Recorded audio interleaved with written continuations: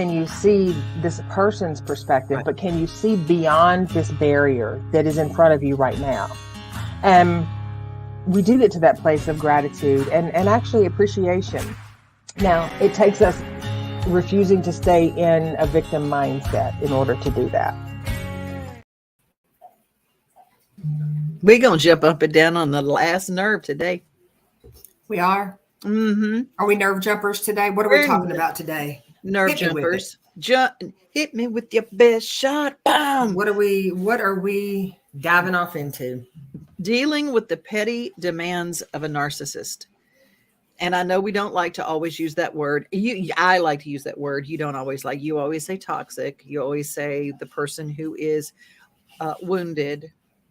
The person, but I'm gonna come right out and say it. They're malignant or sociopathic narcissist that can cause a lot of issues, and we've got some different things, some resources that we've pulled to give you some definitions of what we're talking about. Now, I'm not going to say that the narcissist doesn't dip their toe in the water of borderline personality or histrionic or any of those other things, which I might say, can you tell us what this is? Mm-hmm. Because you can.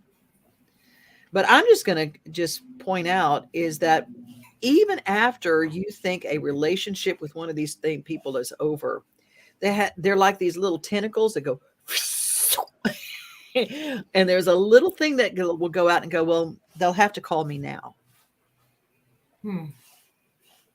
You know, or the things like, well, I have this and they'll have to come get it. It's very weird, almost stalkerish behavior. So I just wanted to open that can of worms. And for you guys who listen, maybe you've had issues like this where you go, it's like trying to get away from somebody who's literally got like those sticky traps. And you're trying to get away from one of those sticky traps. Like a spider sticky trap. Yes. Yes. You know, I feel like I'm the little mouse with one little toe that said, I just wanted cheese. I just wanted some cheese. You had some cooking oil, please. Let go of my toe. So, what direction we going in? Well, first of all, we got Elizabeth who just joined us. And I have not seen this girl in forever. Carolyn Swilly is with us. Ain't that the truth? And Carolyn has been through it. She's been through some of those things. Elizabeth kicks things off with my ex-husband called me at work 15 years after our divorce. 15 years. This is what I'm talking about. Shook me to my core for days. Just hearing his voice made me cringe. I'm so sorry. Yeah. Yeah. And Carolyn, I love you. I'm glad that you're here. Well, let's open this can of worms. Why does these people, why do they have to have some little way of pulling that thread? Why? Depends on where they're coming from psychologically, mentally, emotionally, from a trauma place. Depends on where they're coming from there. I think for most individuals, it is a sense of control, whether it's covert control, meaning the tentacle is still wrapped around, overt control, meaning the tentacle is still wrapped around, or covert control, meaning I'm just going to ghost you and I'm not going to answer your calls or your emails or anything like that, you know, because I know you're asking a question and I have the answer and I'm just not, because I don't have to, which for the record is completely responsible and mature. Absolutely. At least for a 15-year-old, but there's that. Yeah, it's true. I always find that there is this personality type that will go, I know that when you were here, you brought this and you've owned this piece of property. You've owned, like, for instance, let's say it's, you know, for a water trough. I know that you had this before you met me because you've had horses for a long time. So, but I want the water trough. I want the water trough. And I go, well, you're moving into an apartment, but okay, whatever. You know, the pettiness of when you're pulling out the tentacles of the stuff and you're kind of going, okay, we're just moving on. We're going to be grown-ups. it's very difficult for a certain personality type to be a grown-up because they have to perceive a win. Well, and that's unfortunate because I think for human tendencies, everyone likes to win, I guess. I don't know. My family might say I'm just the opposite. I can get up in the middle of a Lifetime movie and walk away. I don't care what the ending is. I can get up in the middle of a game of Monopoly and go, I don't care, and I truly don't. I'm not in that's not winning for me is not, winning feels a little childish. So reconciliation, not necessarily when you are in a place where, and I mean reconciliation in communication, and again, focusing more on how we can handle those situations more than the people that cause those situations. Because the truth of it is, the more that people in any situation, if you're giving that person energy, you're feeding that whatever that is. If it's a water trough, then, they want the water trough, and I've had people say to me, it's just material things, I'll let them have it. I'll give them what they want. I'll whatever. And for some people that works. And for other people, their possessions are important to them because they come from a place where there's a memory or there's something, and they just don't, it's not about winning and losing. It's about the cost of being in the relationship with an unwell person. Oh, yeah. And understanding that unwell person can mirror the very thing you're saying and say the same stuff to other people about you. So it's really, you just have to know where you stand in your truth. And, if it's something, if you don't need the water trough, give them the damn water trough, and if the water trough is important to you, then, try to have a communication, a reconciliation and communication to where you can, come to peace. Sometimes there is no coming to peace. That's the thing to me. That's always seemed like a win is peace, grown up resolution, but that is not always the thing that we get as closure. Don't let narcissists. You've got like, we got a PowerPoint show today. Okay. I do. This is from someone who I watched a lot of, and Lisa A. Romano. She has a lot of great resources on YouTube. Don't let narcissists pull you into their petty mind games. When you refuse to engage with a narcissist, you win. Game over. Whew. I like that. It's very, very concise. It's like, and what's so crazy is there a class that these people can go to because they all are so similar how they handle things that it's like they all went to school to figure out how to manipulate this way because it's so across the board. It's crazy. Well, I don't know if there's a class, but I think that there are certain survival skills that people use, and I think that they show up. I think manipulation is a standard survival skill. Lying is a standard survival skill. Gaslighting, not a standard survival skill, but it makes a great accessory for someone who's manipulating. I always go back to that side about I don't really believe.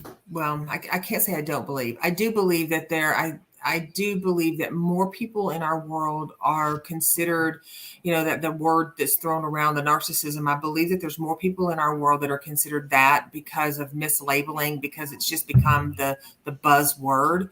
That's why I often will say unwell or unhappy or toxic or, batshit crazy. I mean, there's different things that we can say. But there is a pattern to it. And I think learning how to take care of yourself in that situation, because at any moment, anyone that you're dealing with that can be cast out and labeled as a narcissist, as I said earlier, they can spin that back around and mirror it to you, and you can look like the narcissist. Like when you say, when you say they're trying to get information from you, and so they're reeling you back in. I'm in a situation right now where I'm trying to get information from someone, and they're not giving that information. They're not confirming, and it's a legal matter. So I need confirmation in order for it to be able to be on the up and up and be responsible and be mature. But I'm not getting that because it's that I don't have to answer you. And so that could be spun around. You know, look at her. She just keeps reaching out and reaching out and reaching out, trying to snare me back in. No, I just need a freaking confirmation. That's all I need. Confirmation. That's it. And it'll come one way or the other. It'll either come through an email, through a text, or through legal services. It'll one way or another, it'll come. But, you know, that's the thing that, you know, and it doesn't have to be that way. But unfortunately, when we're in a place where we feel like we have to win, sometimes, you know, you have to be able to assess and just go, it's not about a win. It's peace of mind. There's no win in the world that is big enough to make you trade off your peace of mind. Not a win in the world. Amen. Elizabeth says, my win was walking out the door and leaving every single thing that was mine, including my car. I took a suitcase of clothes. I wanted nothing and absolutely zero time in the same space with him. I don't understand the mind of someone who needs to win over another. See, I think that's how you tell the difference in the different people types, is the people who have to win, the people who don't care. Well, okay. So people who generally have to win, I believe that's from a wounded place. I believe that that's from an acknowledgement place. It's from a wounded place. It's from that place. I need to be acknowledged. I need to be respected. I need to be appreciated. And that there's nothing wrong with that. It's just how we go about in our levels of communication to do that. You are much better than I am. Well, some would not agree with you. I want my Yosemite Sam cat pistols. Pap, pap, pap. Yeah, but see, all that does is it keeps you stirred up internally. It does. It keeps you stirred up. You're like, darn it. But it does. It just keeps you stirred up internally. And at the end of the day, you know, it really is that I do really genuinely want the best for everybody. Hands down. And whether people, you know, that's a hard sell for people to believe sometimes because they don't want that and they can't imagine anyone else does want that. Mm-hmm. And then some people are just still in their space and they're like, I'm not over it. So I'm still pissed. And that's okay too. People have to take whatever time they have to take. But like Elizabeth says, there's sometimes when that win for a person is just being able to say, I choose not to do this anymore. That doesn't mean that I don't care. It doesn't mean that I don't love. It doesn't mean that I don't want to throat punch. Like seriously, everybody has their own thing, right? Yep. Choosing not to participate anymore from a balanced, well-centered place is one of the best gifts you can give yourself. Amen. Amen. Carolyn says, I'd like to see an interview with a self-admitted narcissist. Okay, you will never see that. You know why? Because narcissists don't admit that that's what they are. That's not going to happen as a general rule. Well, there's some really interesting folks that are on Instagram who they're diagnosed. And diagnosing narcissism and borderline personality is really hard to do. I don't do it. I'm not that level of professional. So, but there are some people out there who have been diagnosed with narcissism, and they do their Instagram posts, but they do it because they are doing their work to learn how to reprogram their brain. And they also understand that there's a level that they will never get to. And they actually offer a lot of really great insight into how their brain works and how to either work with their brain, which doesn't mean capitulating and being a victim to them, but like how to stand your ground in the midst of being in a work, an intimate, a parental, a child, whatever it is, narcissistic relationship. Whew, my goodness. Oh, Suzanne is back. She's Hey, back. Suzanne. Angie is with us today. Hi, Angie. Congratulations on the wedding. Her daughter got married this weekend. Nice. Michelle is with us. Hey, Michelle. I chose peace years ago. Eventually, you will reap what you have sown. And that's true. We do. And for some people, it doesn't happen quick enough in the world. You know, I would like for some people to reap some benefits that they have sown.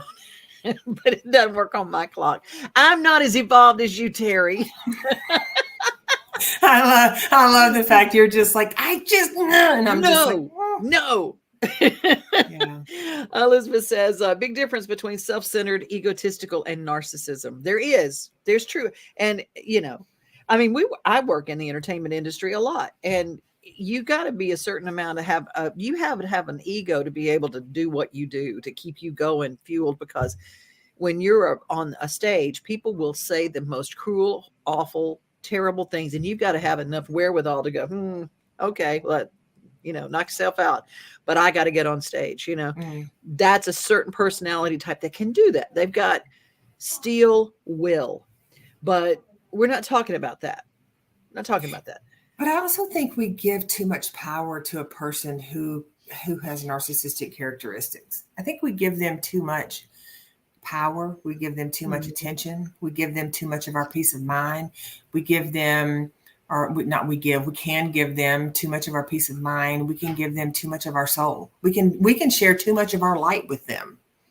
And I think that, the phrase narcissism or narcissistic personality or narcissistic, disorders, that comes with such a visceral punch to it that at the very sheer word, when people say narcissism, suddenly there's this ominous energy that feels like it's just evil and it's going to win all. And for me, when I hear that word, I think of 13, 14, 15-year-old bully. That's what I think of. I don't think they're all that scary. I think they're full of shit.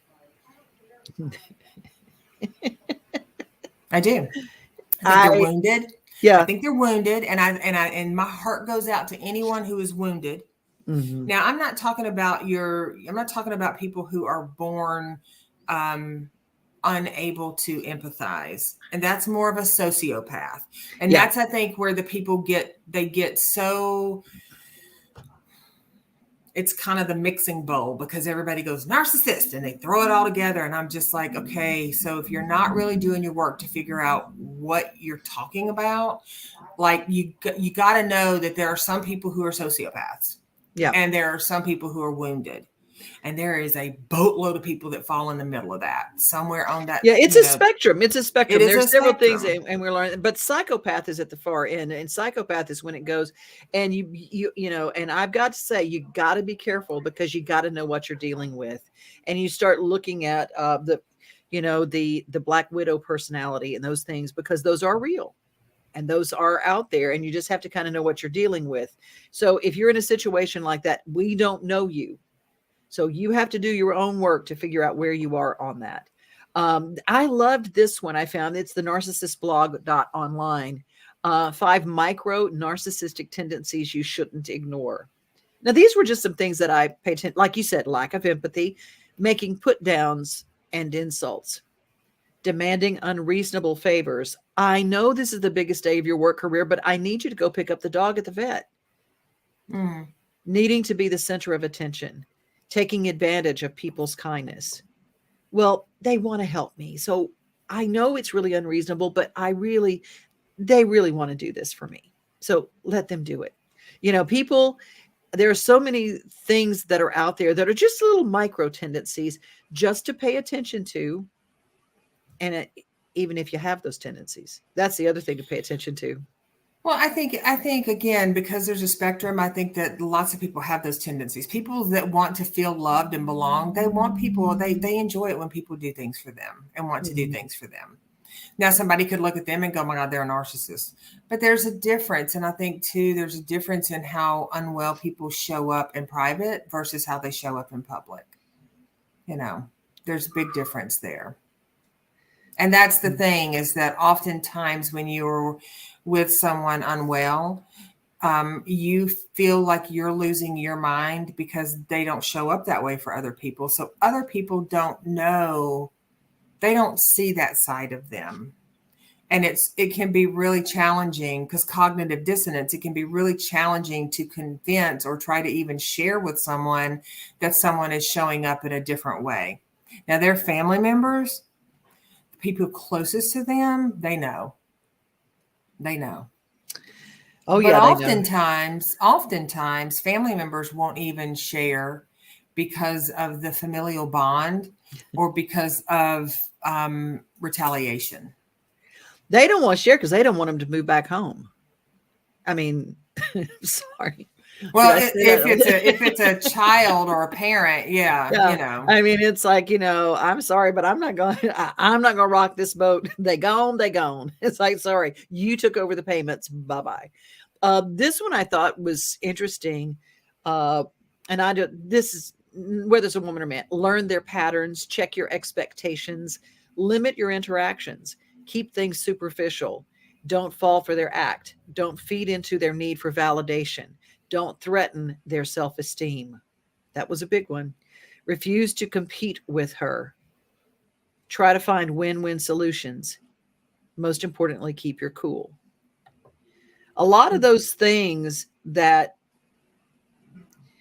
you find yourself in a situation with an unwell person. See how much I've come in this conversation.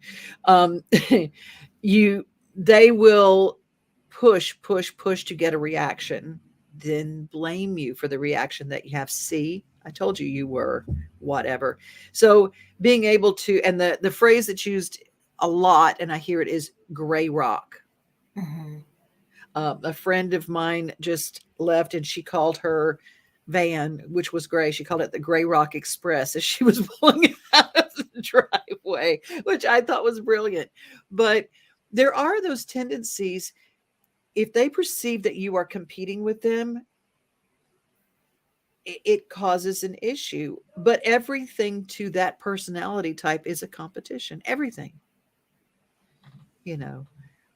even down to the way you open a can of soup and boil it and make it, it's just like, it's weird, because to the other personality type, they don't compete as a general rule. They just, But that's the perfect combination. That's what attracts. That's the puzzle, the connecting of the puzzle.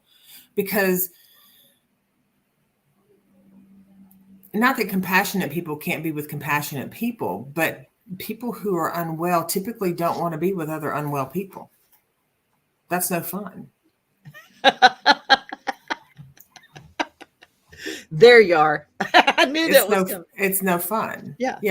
There's no challenge, right? And it's too much of a competition. Whereas you can take two people that are compassionate, empathetic, and you can put them together. And now if they're codependent, that's a different ballgame. The compassionate and empathetic, they can get along in this world, and they can navigate the world easily. You put two people who need validation together all the time, you will have a cat fight or a dog fight or cat and dog fight because one person can't, because they're constantly one-upping the other person's needs. The one-upping stuff. It doesn't work. So You're right. So someone who needs that validation will seek out someone who is typically good at validating. But if that person that's typically good at validating or is compassionate or is supportive isn't getting their cup filled by their coworker, their boss, their partner, their whatever, then they don't have anything to give after a while. And when you don't have anything to give after a while, then that person that needs that validation is done with you because you don't offer them anything. Wow. Elizabeth says, like I tell a friend often, I need me some Jesus most days. I want the best for everyone, but I know that I don't. It's true. It's true. Alicia says, one of the most important topics, Devon, we have needed to spotlight this issue since the beginning of time. I think we use the term narcissism wasn't even in the psychology, the desk reference. I don't know what they call that book, but it has all that thing. And it literally has all of the disorders and everything. Well, it wasn't until very recently that narcissism was even in there. Narcissist personality disorder. And then on the spectrum, narcissist, sociopath, psychopath, and those things going into that. It wasn't even listed until recently. Well, and one of the reasons it's not listed is because there's an estimated, and I'll get the number wrong. I'll have to Google it to I've got it somewhere on my computer, but out of the population of people walking this earth, there is an estimated amount of, I think it's 19% are undiagnosed with some mental personality disorder, whether it's bipolar, whether it's histrionic narcissism, whether it's covert, overt, malignant, narcissism, and then, the borderline personality disorders and the anxious attachment borderline person. There's so many of them. And the danger that comes in there is that people Google and then they read a headline and then they run around diagnosing everybody. And it's like, okay, that's really not how it's done. First and foremost, a true narcissist can stump the best of therapists and counselors out there. Oh, because they're that good. They are. But I always say, if you Windex your goggle lens real good, you can spot that bullshit. Mm-hmm. And if you've had it in your life, you can absolutely spot it. Oh, absolutely. And they typically will do therapy a handful of times, surface. And then once they get down into the deeper well, once it's more than dipping your toe, they're out. Yeah. Elizabeth says, in my experience, my ex-husband showed up like a fabulous charmer in public. He was 180 in private, and no one could understand why I'd leave. Now that's huge. Mm-hmm. They can be incredibly charming, and that's how you get fooled at first. They are one way, and they might even, I just spoke with someone who called and said for the first 2 years, it was the most amazing thing they'd ever found. And I said, well, what was the magic turning point? Is that when the funds were liquid together, when they had access, as soon as there was access to what my finances, then it changed. As soon as they signed the house over, as soon as there was a marriage that would have a lot of repercussion. There's the tipping point from the love bubble, pink bubble, the love bombing, I'm going to get you, until they get you finally where you can't get out easily. But usually that is such a glacial pace that people don't. Oh, that's a great way to put that. It happens it's not that it happens overnight. It feels like it happens overnight. In real time, it's like, what the hell just happened? But when you sit back and you go, okay, let me get out of this immediate emotion and let me just really do a lost timeline. My clients know what those are. Do a history lost timeline. It is heartbreaking to see just how much you actually knew it was coming, but you didn't want it to come because you loved them and you wanted them to love you. But you do that timeline and you're going, damn. I knew it. Mm-hmm. Some level of my consciousness knew it. Mm-hmm. So then we have to be accountability. We have to be accountable when we go, I never saw it coming. I said that. I walked around for months going, I never saw it coming when it came my way. But then I did my lost timeline and I went, well, oh shit. I didn't want to see it coming. Mm-hmm. But it never hit. I didn't want to see it coming. And here's the thing. It never hit itself. Mm-hmm. It never hit itself. Right there in plain sight. Right there in plain sight. And that's where when you go to Teri and she says, we're going to discover the lost timeline. And her famous phrase, this might sting a little. What is your part that you play? Mm-hmm. Because the part that you play is the only part you can change. Now, here's the deal. You will never, ever in the history of all time will you change a narcissist. But you can change you. You can change your position where you are, or as Beth Brown says, divorced it. that is. But Beth, here's the deal. I love you, Beth. I think that's great. But there's so many people who are stuck in situations. It's not as easy as that. Some people are still co-parenting with that. Mm-hmm. If it's a parental figure, you're still having Thanksgiving dinner with that.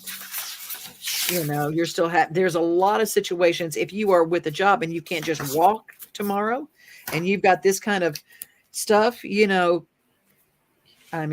those work relationships, sometimes you're stuck in a situation for a little while, and to deal with the petty demands is not challenging and realizing, and here's a big thing for me. There's this old joke when the father-in-law is talking to his son-in-law and the son-in-law is like, but this is right. And she just does this and she does this and she's wrong. And he says, son, do you want to be happy or do you want to be right? In the midst of, you might know that it's time to make your exit and you're making plans and everything, but you don't have to win the argument. You don't have that closure. You don't need to have it. If you can let go of that expectation of getting closure and having them act like a mature adult and go, you're right. Goodbye. We'll shake hands. Here's your stuff. Here's my stuff. Let's go. Or you leave an employer and you go, I have to leave. And you're very grown up about it. And they go, get your stuff and leave. Don't need your 2 weeks notice. Get out. You got to let yourself go from here's how I want it to be. Right. And you also have to be willing to look at how individuals are showing up in those moments. Now, we don't always show up our best. Even the healthiest of people can be snatched out of their healthy back into unhealthy in a heartbeat. It's easy. Mm-hmm. We can know. We can know, and we can always revert back. It is human nature to do that when we feel unsafe, when we feel scared, when we feel triggered.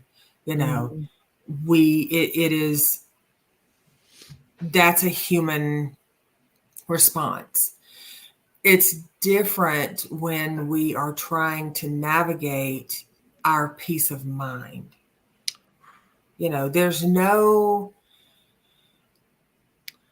don't care how much someone says they care about you, how much they value you, how much they appreciate you, how much they love you. This could be work, this could be personal, it could be family, it could be whatever.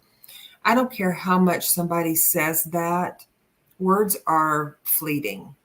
It really comes with someone's ability to show up. And amen to the hallelujah. If they can't show up, then they have to be willing to look at why they can't show up. And if they're not willing to look at why they can't show up, then you have to decide if you want to continue spending your time in this job, in this relationship, in this family of origin, whatever. And some people will say, well, that's an awful selfish thing to do. But there's no reason why people can't be civil. It's a choice not to. Now, I'm not saying if you're going toe to toe with someone who is unwell that you need to sit there and, concede to everything that they say to be civil. I'm saying, maybe you have to get your stuff and you have to go. You can't just passively wait for something to happen, because as long as you are there, it's going to continue to simmer. And as long as they're getting their supply filled by your passiveness, they're going to stay and keep you in that place. Lisa Biles Thomas joins us. Hi, Lisa.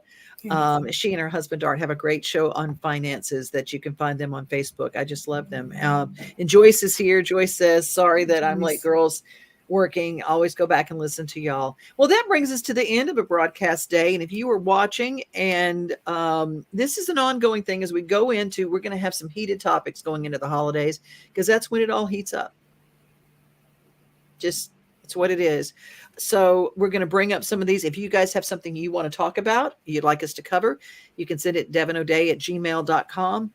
And I'm going to tell you something. If you have not done your own work and you've been involved with someone who is toxic, that has torn you down, you are not going to get better by spending the rest of your life blaming that person.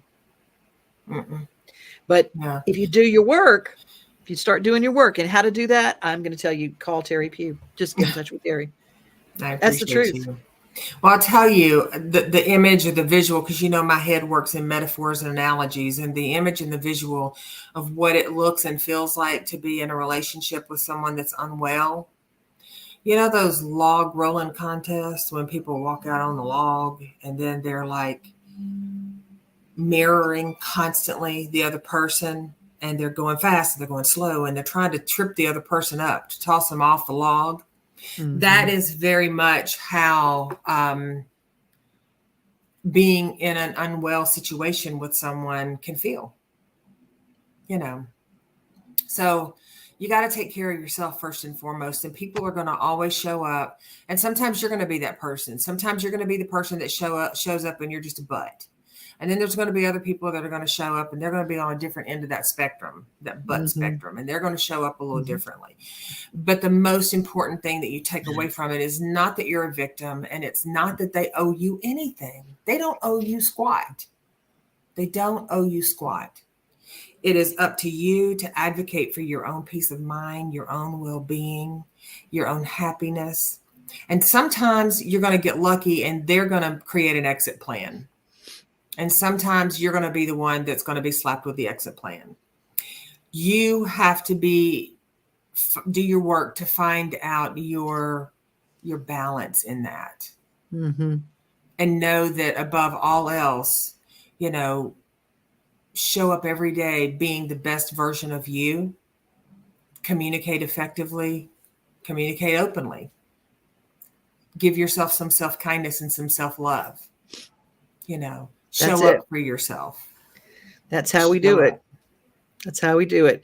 Well, you guys, we're going to call it at the end of a broadcast day. And thank you for being with us. Follow, subscribe, and share what you find here. If you watch later, put a hashtag replay, whether you're on LinkedIn, YouTube, or Facebook, we are here. And if you are looking for, and this has come up lately, people said we would like to have some podcasts that we can listen to. If that is something that you are interested in, let us know. Leave a comment and let us know if that's something that you would like, an extended version of what we do here. We can definitely do that. We have the capability. We have the capability. And also we have an event coming up. We do. And you guys are invited. We have an event coming up December the 6th. I think that's a Wednesday, right? Is that a Wednesday? Wednesday night, church night. 6 to 7:30. And it's a Santa's helper, stocking stuffer, shindigs and shenanigans. I have for several years now hosted at my home a shindigs and shenanigans. I supply the stockings. There's a number of things supplied, hygiene, all this kind of, hot hands, hot hands, all that. And what we do is we get together. We'll do it this year in my office. But we're going to get together and people show up. You can drop in if you want to, have a snack with us, get a hug. Mm-hmm. She's still there. She's just buffering. We will have some light noshes. So if you'd like to join us, it's at Teri's office. You can message me if you need directions or all that kind of stuff. And it is December 6th and it starts at 6 o'clock. So you can come in if you want to bring some. Oh, good. Elizabeth says Liz and I will be there on the 6th. I mean, of course you are. Of course you are. Hello, Lisa Richard and Angie. I wish you lived closer too, but when you're in town, we'll have to get together and do something just because you are in town. Thank you, Michelle. I'm glad that you were here with us. I'm going to close things out. Be safe, be kind, and know that we love you and we appreciate you being here. And I'm going to say it for Teri. Increase the peace, everyone. Bye. See you next week.